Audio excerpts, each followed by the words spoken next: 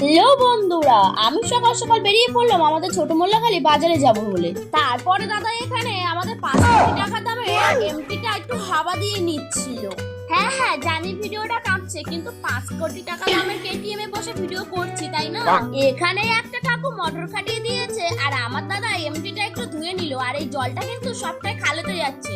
আর এদিকে দেখো আমাদের দুই ধারে খাল, আর আমরা খালের মাঝখান দিয়ে যাচ্ছি।